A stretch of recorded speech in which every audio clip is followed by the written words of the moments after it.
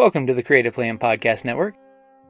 Join us as we share our favorite RPGs, one-shot games, tabletop games, reviews of items, and convention panels, and other exciting things that we run into from time to time. Sit back and enjoy the show.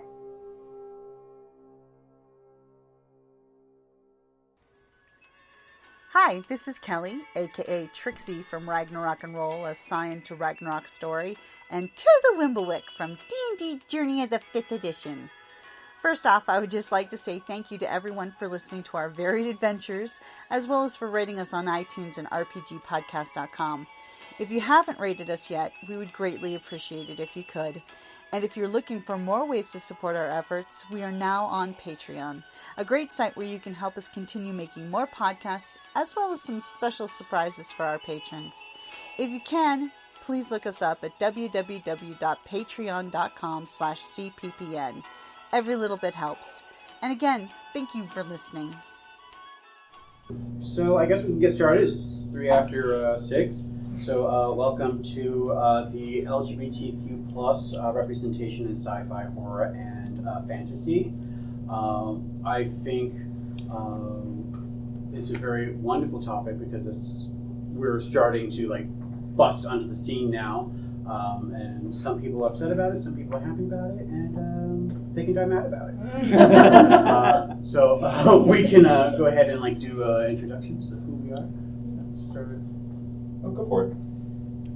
I'm Cameron D. Blackwell. I write gay sci-fi, horror, and urban fantasy stories, mostly with a POC, person of color lead character, because that's just kind of a vacuum that I feel we're missing.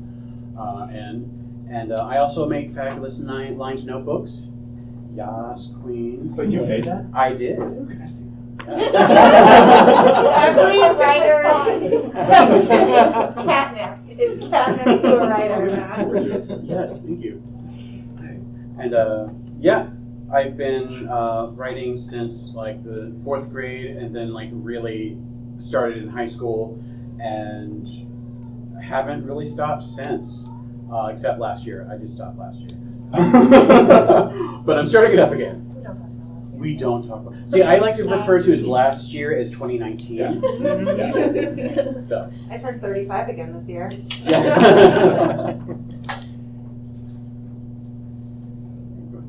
Oh, sure. I'm Cody Wagner, and I am the author of the trilogy, The Gay Teen's Guide to Defeating the Siren. Yeah. LGBTQ That's an awesome title. Urban fantasy. Yeah, there was actually a lot of debate with the title, because people were saying don't put the word gay in the title because you might be exclusionary of people who may not want to read it. And I was like, this is going to let people know exactly what it is, who needs stuff like this, and if they don't like it, well, they probably don't want to be reading it anyway. So can we cuss in here? Yes. So fuck them. So it's staying in the title. So it's a trilogy about a teenager who comes out. His parents drag him off to this horrible prey way to get boarding school.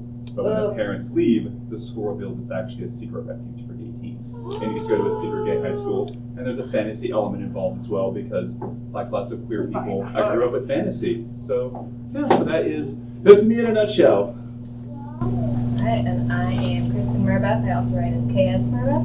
My latest series is Vanilla Vita Protocol, which is a space opera trilogy about a family of interplanetary smugglers. It features 2 main characters, one of whom is a bisexual woman, and her main romance is with another woman.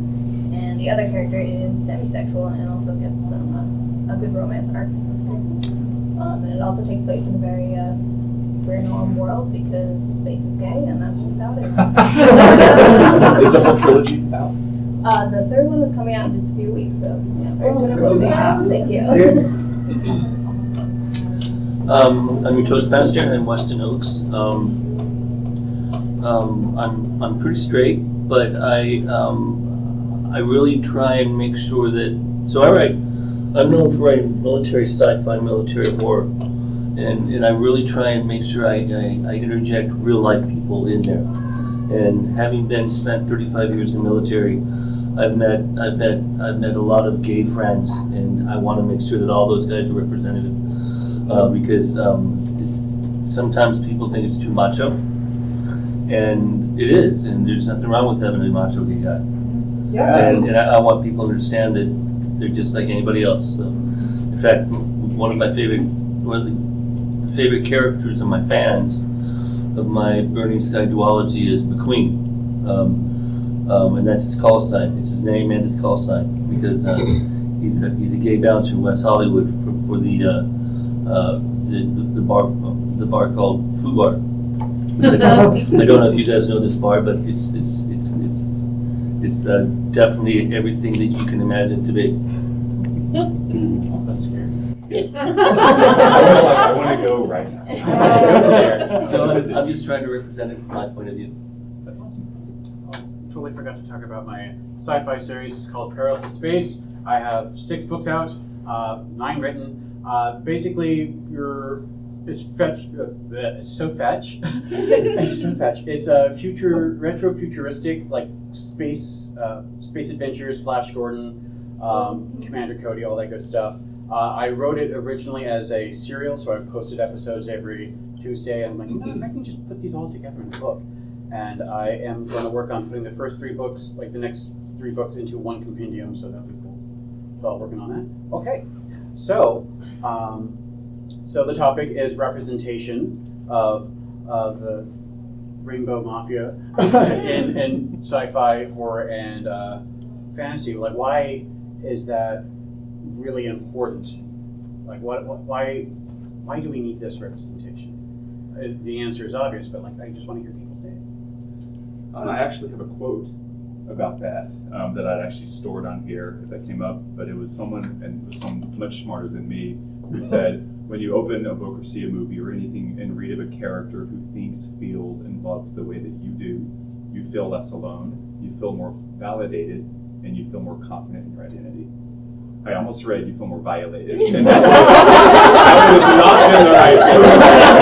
I was like, ooh, let's do that correctly. Yeah. I have listened to books that left me feeling pretty violated. Find a good way. Yeah, like tearjerkers, like they killed a character, and I was like, why? Right.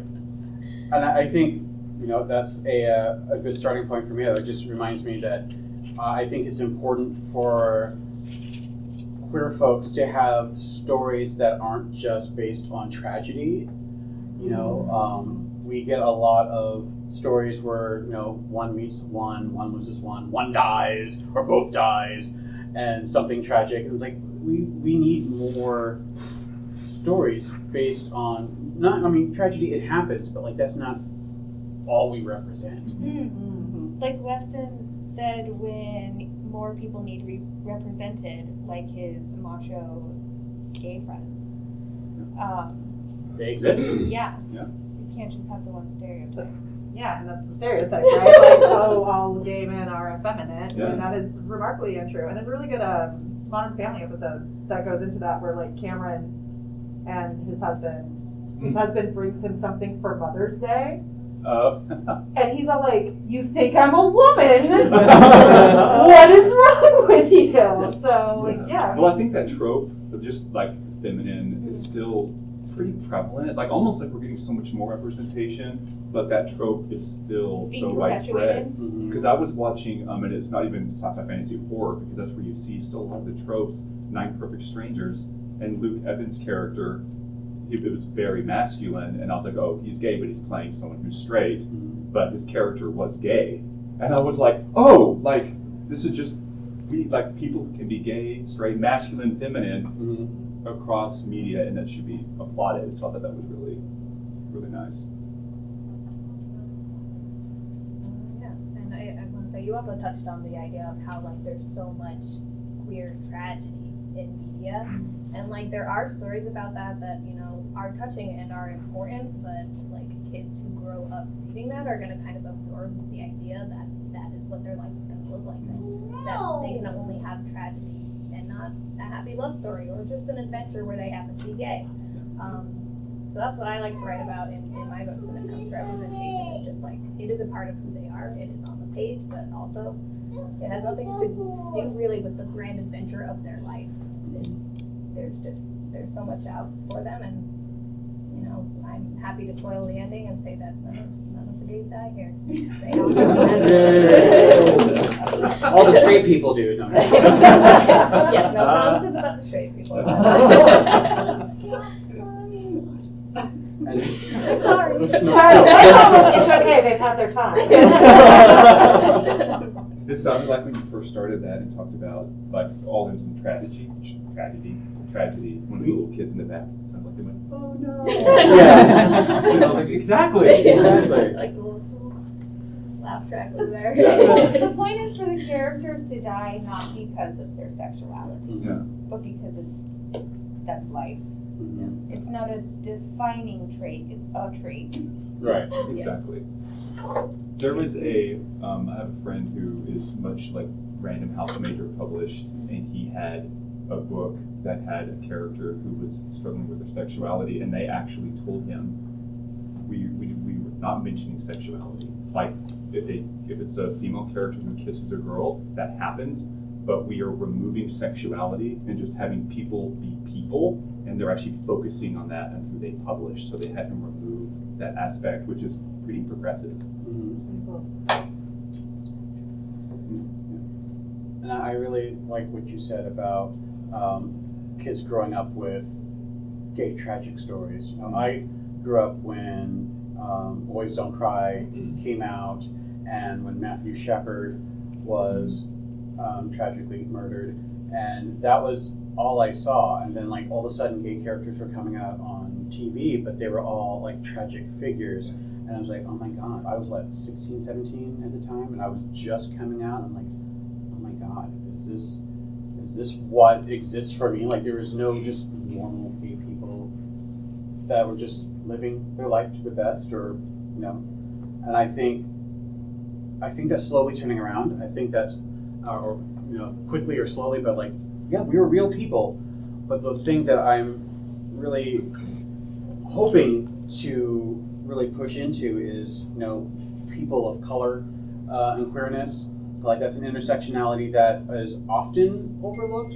Like there are a couple of mainstream characters that are queer and a person of color. Like I know like Brooklyn Nine-Nine, they have two or more. I'm like, oh my God, you can't have two or more. It's usually just the one.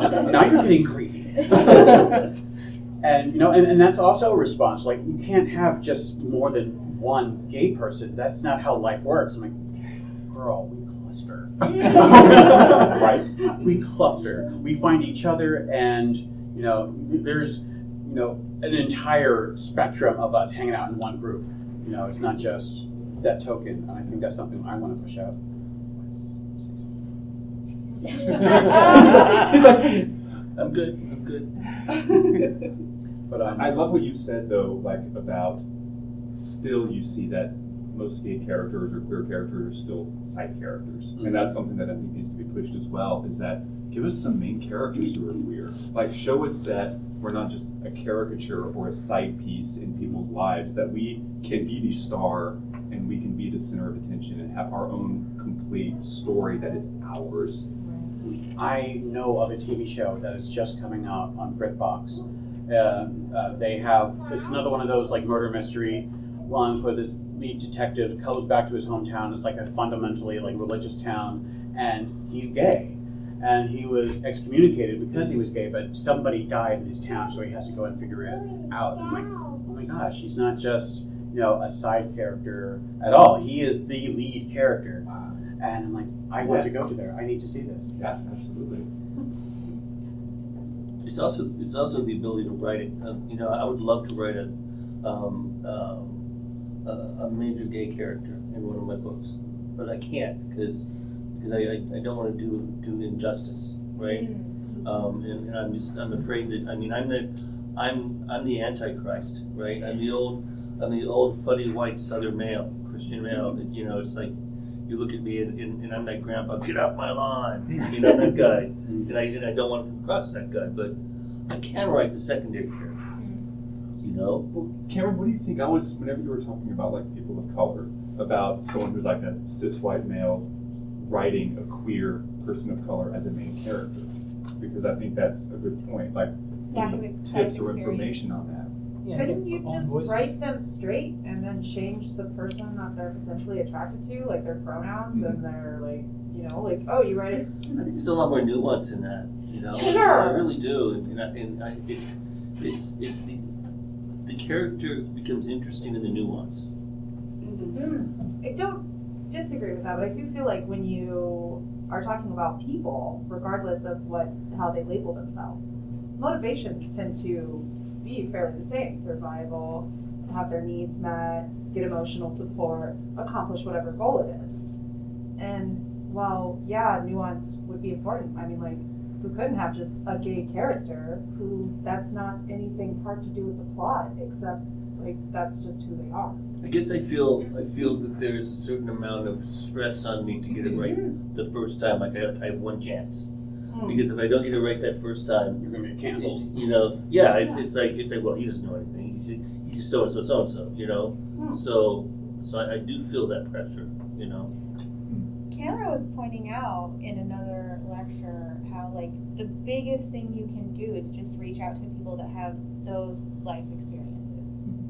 Because they're the ones that can be like, you're on the right path, or no, you're way off. Yeah, so I mean, this is definitely a conversation where I feel like I need to listen more than I talk.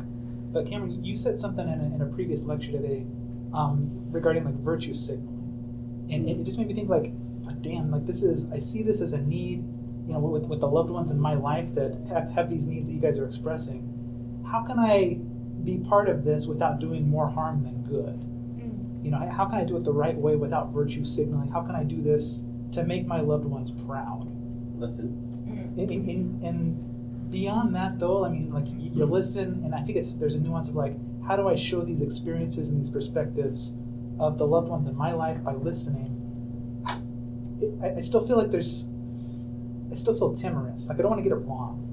Well, just because I just love them so much, and I see the pain they're going through, and I'm to the point of like I've got empathy, I've got compassion, and I'm just like, shit, I got to get this right.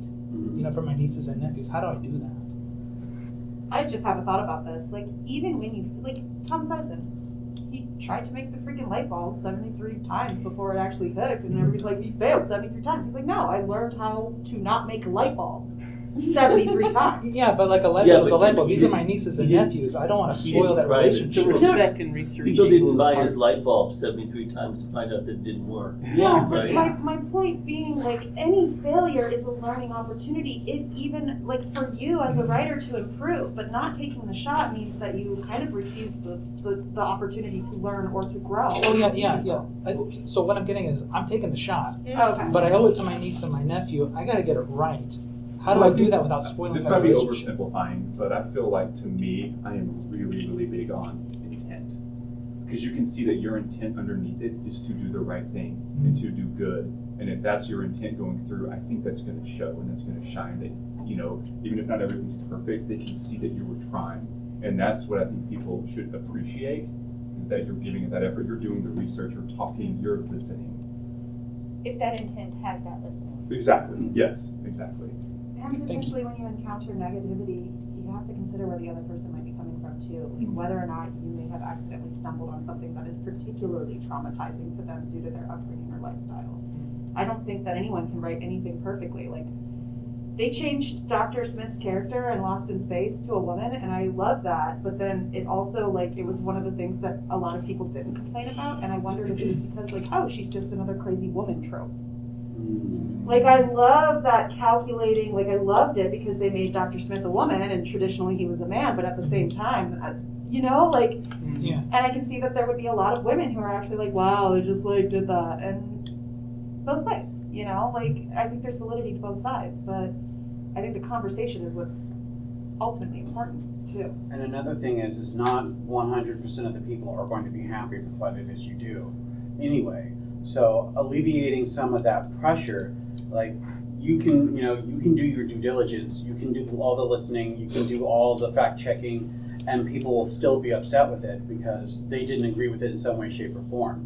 You know, as long as you go forth with good intent and realistic portrayal of whatever the topic is, you know, that can be forgiven, and enough people will find that to be something that they needed. Like, as long as it is out there and it exists, somebody out there will gravitate to it and relate to it. And, you're just going to fuck all those haters because, you kind of have to listen to the criticism and consider the source, right? So if somebody that isn't your target audience doesn't like it because you didn't portray something they thought you should have portrayed it, well, what do they know? And who are they? And was it for them? I think what's important and cool is that you're holding and making space for that community that your nieces and nephews will be a part of. Exactly. And I think that's the biggest thing you can do is create and hold that space to the best of your ability to make it another step to move on. Like Weston, he doesn't know always the POC or always a female perspective, but he's making and holding space for strong women and for strong POC or gay people. So I think that's the biggest thing you can do. And if you produce something, right? Your intent is there. You do the listening, the research.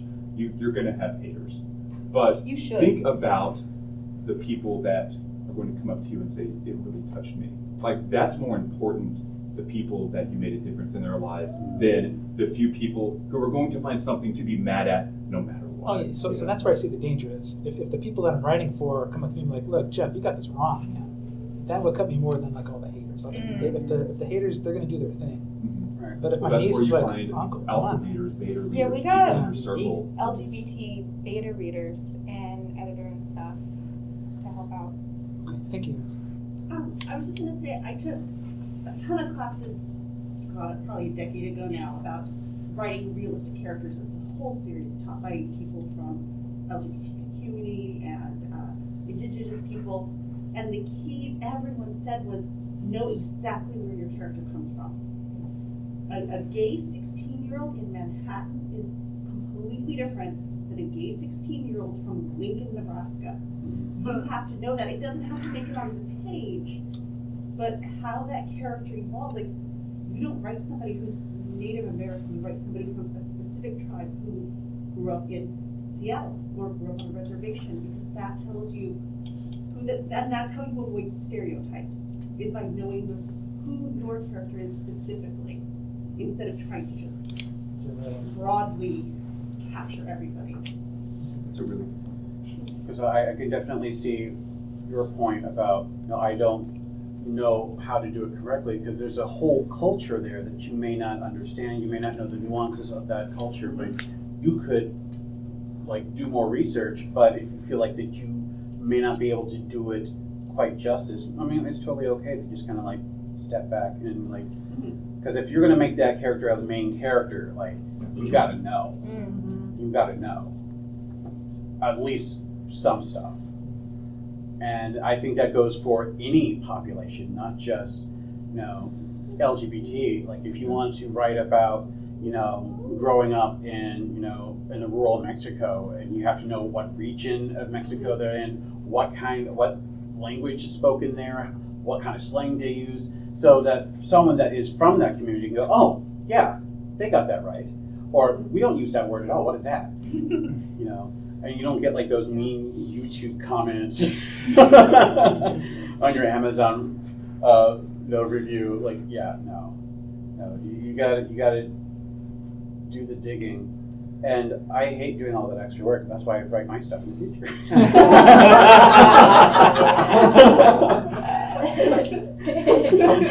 I can just make shit up as well.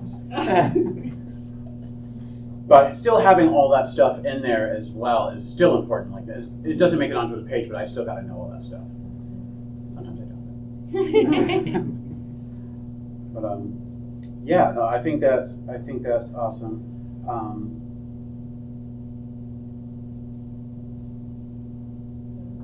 Say something.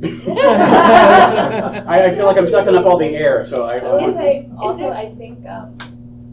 when there's that certain group of people who are very only bi writers can write bi main characters and only gay people can do this and this, and that also runs the risk of outing authors, because maybe someone is weird or gay or trans and they're not out. That doesn't make their experience and their ability to write those characters less than people who are.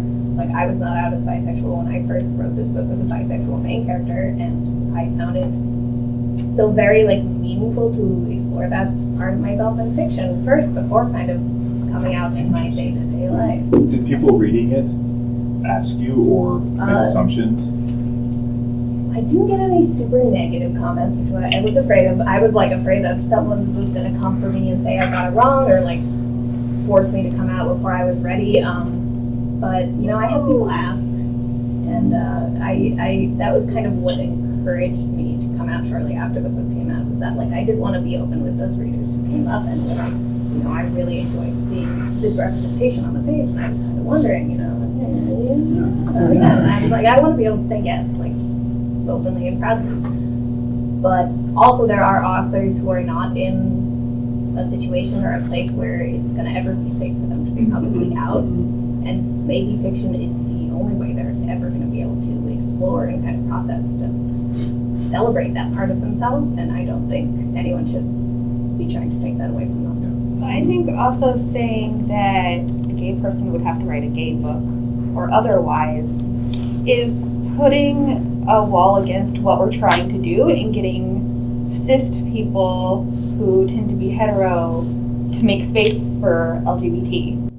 If we're like, only we can write it, but you also have to, is kind of like... Yeah. Right. So... Or don't. Or please don't.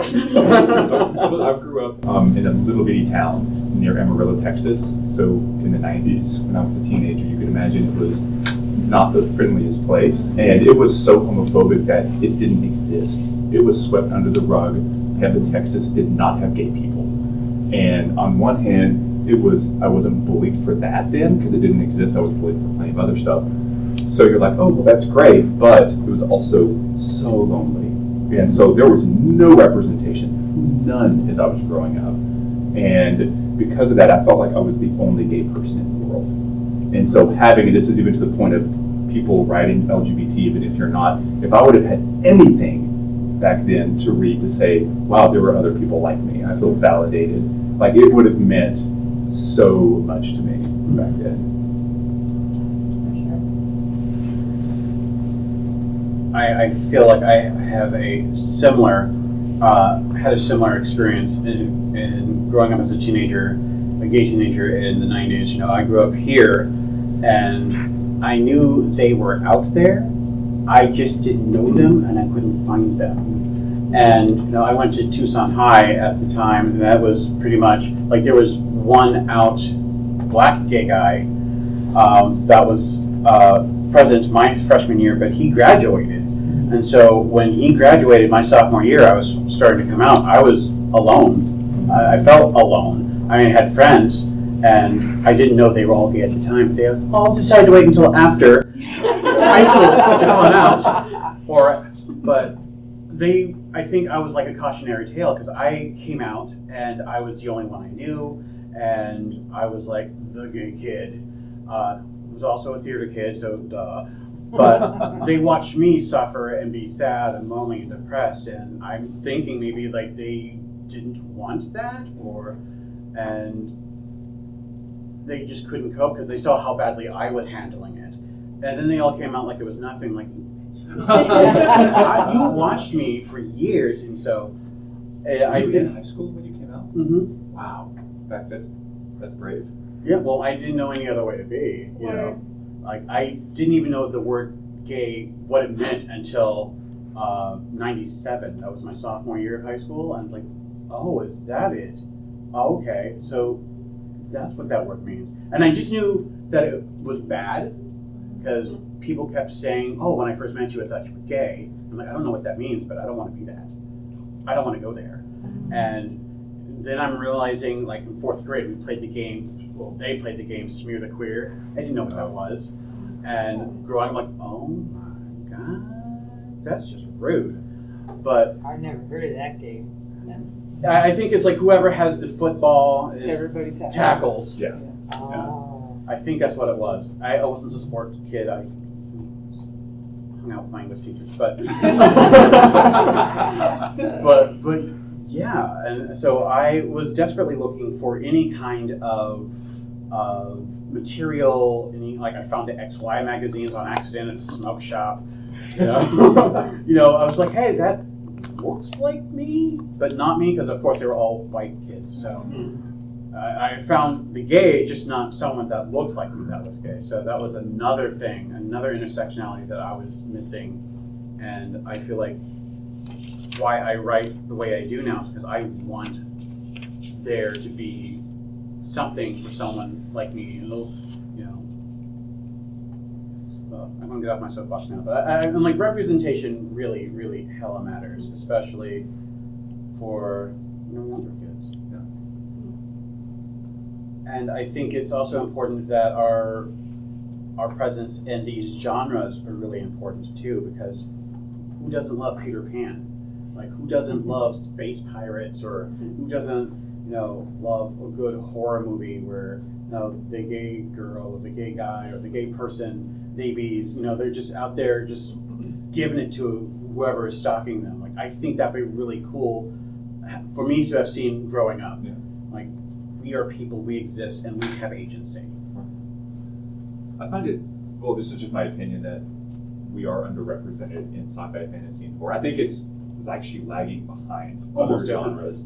And it's so interesting because we're the ones who escaped into fantasy because just to get away from the real world. So I feel like so many queer kids escaped into fantasy, yet ironically, that's the genre that feels it's lacking. And I don't really know why that is. I think Harry Potter was really important for a lot of us kids growing Everyone. up. Everyone. We really saw ourselves. Did I did that.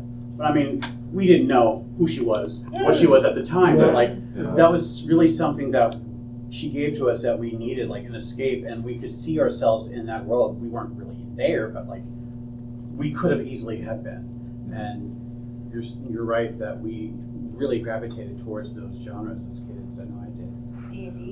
D&D. Yeah, Dumbledore, I actually was so happy when she said he was gay, but then someone wrote an article pissed off at her being like, you should have given us signs in the books. Like, you shouldn't have covered it up in the book and come out later and said it. That's very true. I'm saying that's what the article said. Oh, that's very true. Yeah, but I admit that I'm like, I guess I don't know if she took the easy way out to leave out anything that might give some queer kids like, oh, Dumbledore, the most powerful wizard in the entire world, is gay. Like, wow, that empowers me so much.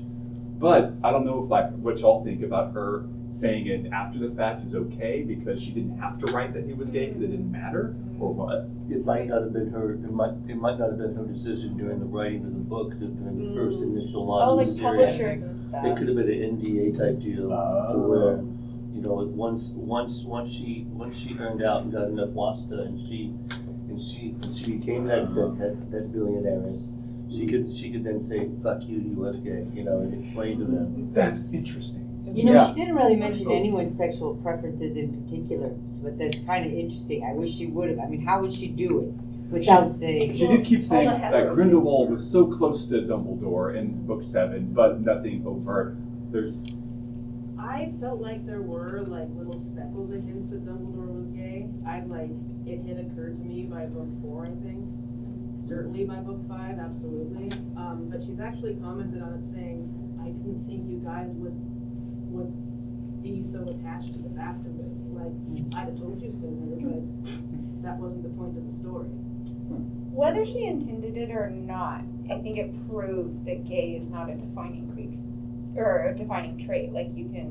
You have this whole person who's powerful and respected and amazing, and you're like, oh, Annie's gay? Right.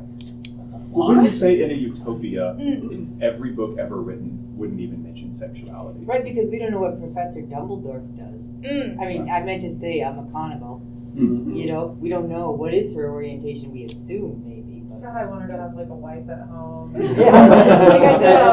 And plus, he's not the main character. The narrative followed Harry. He was in every scene. So, whether or not Dumbledore had a boyfriend on the side was not necessarily going to be something he was going to, come upon. Voldemort is trying to kill him. So, whether or not Dumbledore is getting something on the side is not something he really cares about right now. There's some good fan fiction. Oh. So, Is that allowed? I don't know. Like, there was also something recently. I think it was like Wizards of the Coast or one of the RPG groups. They had written an NPC in their storyline, and it was something about how like when they originally wrote the NPC, they wrote them as female. But then later when they wrote about I might be butchering this, but when they wrote about the species it was, I think I know what you're talking. Well, they were genderless or something, or they were all male. And then basically they came out later, just recently, within like the last year or two, I've been like, oh yeah, no, they're trans. Oh. But they used that mistake, that typo that they had made, or that mistake, and then they did it purposefully to be inclusive. And while people were like mad about it, they were like, man, like, it fits with the kind of the story and everything like that. So it was kind of like a happy accident that they then turned into a thing, and I thought it was really nice, actually. The story that I know that is similar is World of Warcraft. Oh, maybe that's the one. So, if anyone knows World of Warcraft, there's Chromie the dragon. Chromie was the dragon's boy name. That was it. But Chromie does not identify outwardly when being another species to other species as this male figure that most people would expect. The outward figure is a gnome female. That's right. But Chromie is still their name.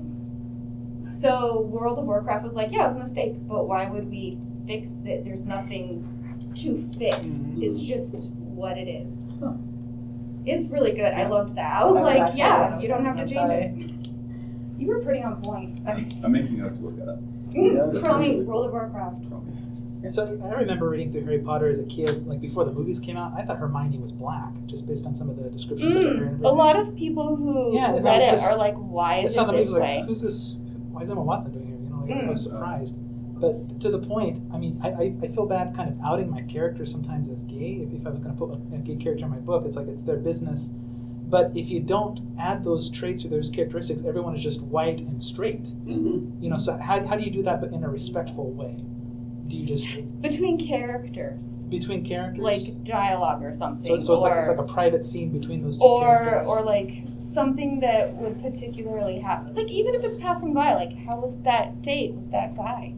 Okay. You know, something casual that would make sense to the story. And you also want to make sure it's relevant to the story. Exactly. Because if you're doing it as, I want to make sure people know, that's different than saying this matters to the story that I'm telling. This is a goal of the story. Like Dumbledore's gayness may not have been relevant to the story. Right. But it's still relevant to Dumbledore. True. Men wore a plum suit, that's all I'm saying. I said the men wore a plum suit, that's all I'm saying. Right. Weston, I actually had a question about being gay in the military, because the trope that we get and in the media that I've taken in is men go into the military to try and prove they're men and then finally can't, they have to be gay, they have to be out.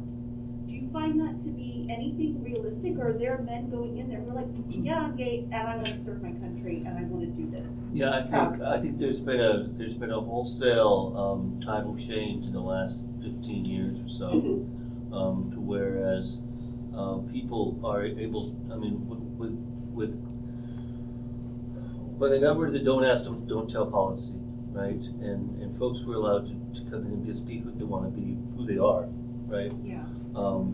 I think what you're seeing the people who want to say, okay, I want to serve my country and I just happen to be gay. Big deal, right?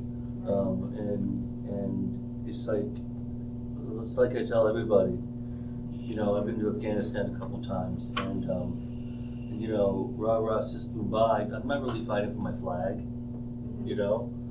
I'm fighting for my friend here and my friend here. And if he's gay, he's gay. He's my friend. He's my buddy. He's my pal. I mean, you know, we'll do anything for each other. And I think it's those relationships that you form, and the more you know, you get these cis straight white males from the South like me, right, who are able to meet a lot of folks who aren't like me, and appreciate who they are and where they come from. You know, the better we are as a society. I mean, you know, my nephew is not only gay, but he's a satyr. I don't know if you know what a satyr is. A satyr is a sadomasochist. it's the same in Massachusetts. It's a motorcycle gang that goes up and down the West Coast. It's like the gay Hells Angels. Nice. Really? Wow. Yeah. That's fantastic. He's Yeah, like, I so- need a motorcycle. I mean, yes. So I think that answers your question. Yeah. Yeah. Okay. Weston, did you have friends who were out before Don't Ask, Don't Tell? So Yep. you had to conceal their, like, you had to protect their, Yep. their identity as well. And Absolutely. Still be friends with them? Absolutely.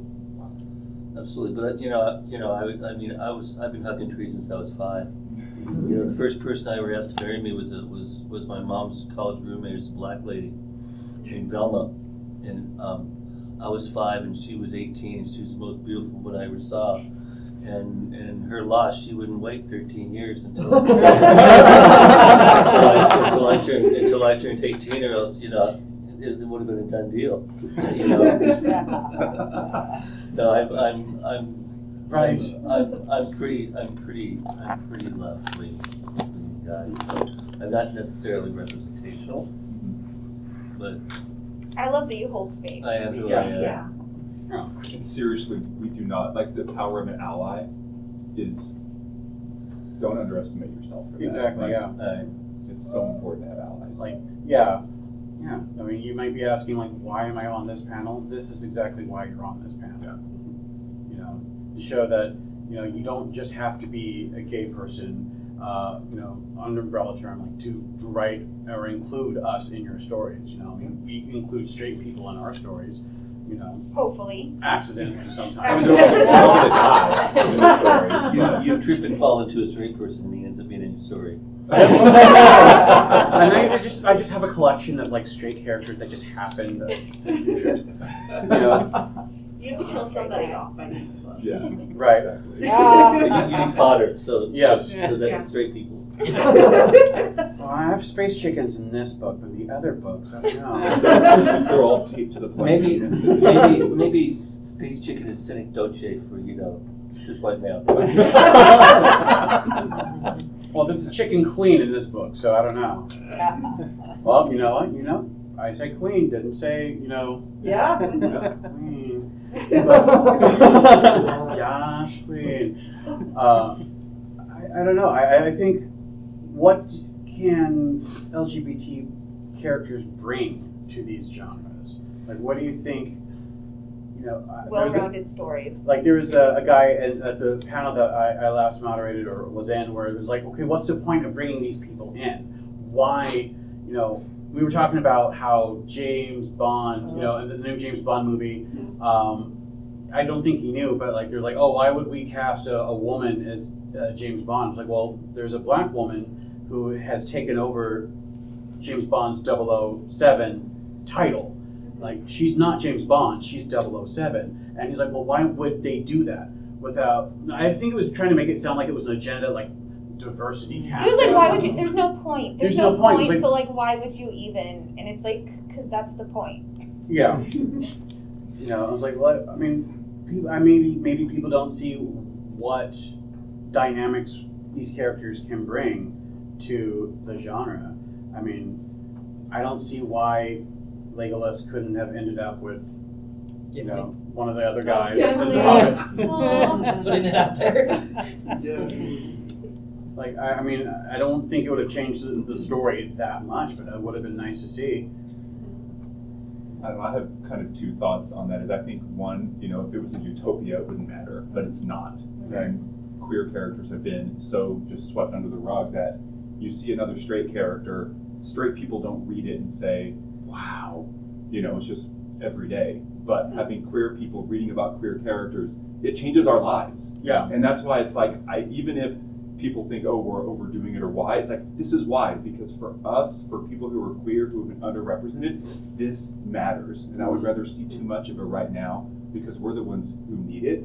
But also, my brother-in-law is very straight and right-wing, whatever, and in Stranger Things, whenever Maya Rudolph's character Robin comes out, he was like, here we go again, you have to throw the gay character. But I'm like, 5 to 10% of the population is queer.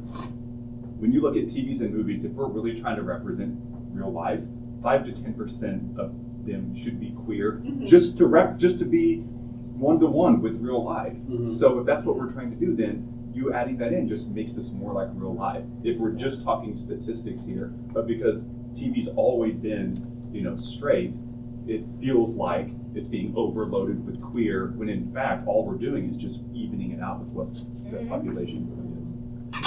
We're just trying to exist in the same space that you've denied us for. Like, we have been here. It's not like you just suddenly brought. Where did we Exactly, come from? right? There was a plague of gay people. Oh my God! Yes. Yes. I want that plague. We're just trying to normalize it as it should be. Yeah. Well, historically, you guys were just best friends. Roommates, I right? mean, they lived together, they combined their money, and they lived together, but they were just best friends.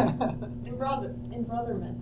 Yeah, technical term. Yeah. My great aunt met her dear friend at college, and my grandmother was very offended that people thought she was a lesbian, even though they met in college and lived together all their lives as spinsters. They were just friends, like Nope. Oh, No. so I'm not gonna lie, I wanna do that platonically. right. Best friends, and like. So I think something that's really relevant is that Disney Pixar movie Luca. yes. I haven't seen it yet. I bought it. I haven't watched it yet, but I watched a whole bunch of like video essays on YouTube where like it is like the gayest Disney movie, unapologetically gay, but it's not outright said that they're gay, and they're also like 9. So Right. at the same time, but like all of the tropes are there. All of the not the tropes, all the signs are there. The meaning is there. They're 2 sea creatures that come up on the surface and they look human until they go back in the water, and they're trying to like live their best life, and their parents try to separate them because this guy's a bad influence, and they find their good like girlfriend, and there's jealousy because he wants to hang out with her more. I mean, it's all there, but people really want to deny that this is not a gay story. These are kids. Gay kids don't exist. You're just trying to push something that you want to see into something that's not there. Well, at the end, you have all the little old ladies. Yeah, the ice cream couple of ladies, them yeah. coming up, to visit their friends once in a while, Right. Yeah. So like, people don't. I haven't Very seen it. interesting. I know now. Add it to this. Right, ice cream ladies. Yes. Yeah. I mean, it has a happy ending. I mean, it's Disney. It's going to. So, no spoilers really. But I think people really get upset about LGBT representation when it's aimed at children. Well, it's so the problem that I've seen, because I've also grown up in a similar small town community like some of the folks here. I see it in my other loved ones who's unfortunately they view it like it's a disease, like you're going to catch it or somehow you're going to give it to a kid if they're exposed to it, and it's just not the case. It's just not the case at all. To think that that's what's going to make them gay, watching Luca, like give me a break. Like reading all the books in school, give me a break. It's like we like to flip it on its head. Like we grew up watching all those straight movies, and we're still. Did gay. you get straight? With like kissing and Because- like. Yeah. I watched a lot of Lost Boys, okay? I think it's all that attraction to women that made me gay. Yeah. Just Yeah. saying. Yeah. So I think that's where the fear lies. It's just unfortunate. It's Like, got to we change. And they should not. I feel like.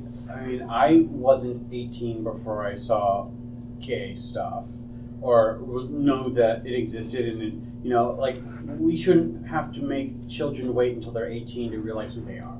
There are children are realizing themselves a lot younger than previous generations, and because they have that space to be able to do that now, whereas our predecessors, they were not able to do that as freely as we can and as freely as they can. I mean, we our age still had some stuff going on. I mean, Matthew Shepard was only a couple of years older than me, but and then he died. But like, I think it's really important that in this culture where the buzzword is gay, LGBT, oh my God, hush, hush, don't talk about it. Like, they heard it, they want to know what it is, and like, oh my God, that could be me.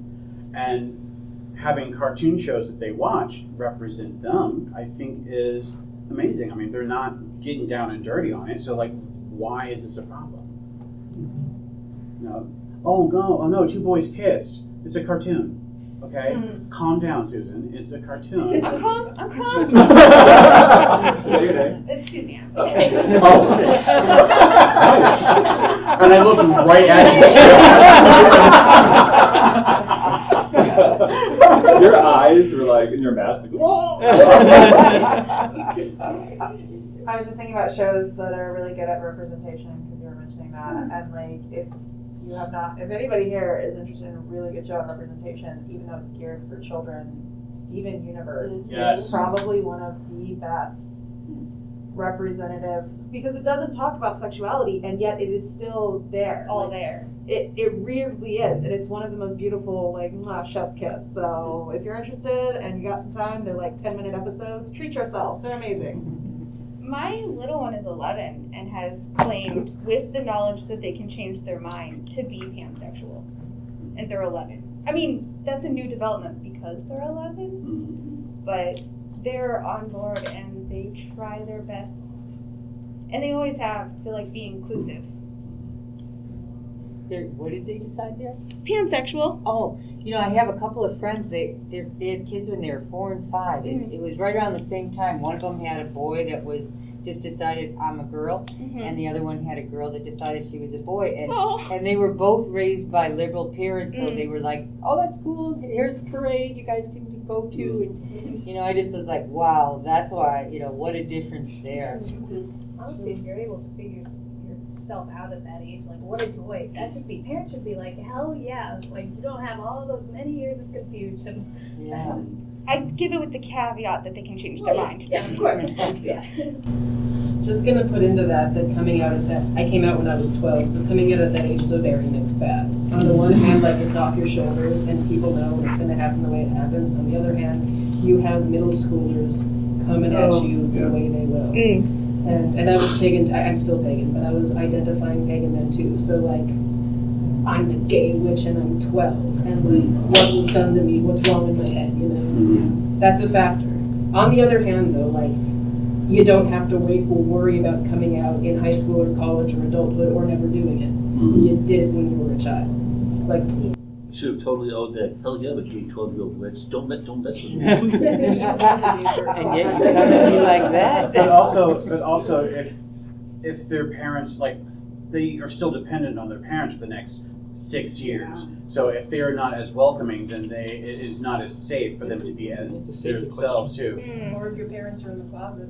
Anything might happen. How did that work out for you, if you don't mind my asking? Well, when my mom was suspecting that I was about to tell her, she doesn't remember this, but she cried and begged me not to be. Not because she didn't want me to be, but it was hard enough that I'm a black man, going to be a black man in this world, but now I'm going to throw gay on top of it.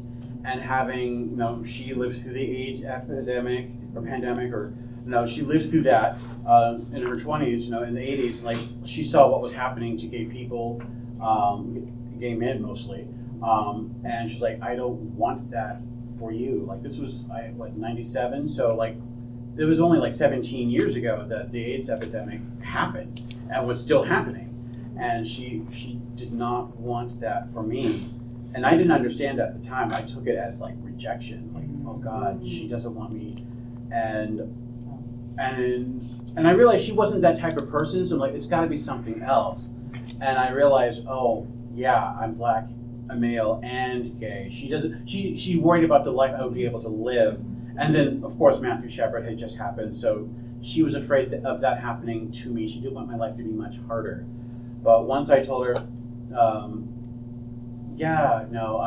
because I was about to come out, and then she did that, and I held back. And I pulled back in. I'm like, no, Mom, it's okay. But then, like, no, I really, really need to let her know. I really need to be myself, because it's really hard for me to not be myself. And I needed to know that she was going to be okay with it. So suddenly, I'm like, Mom, do you think David Duchovny's hot?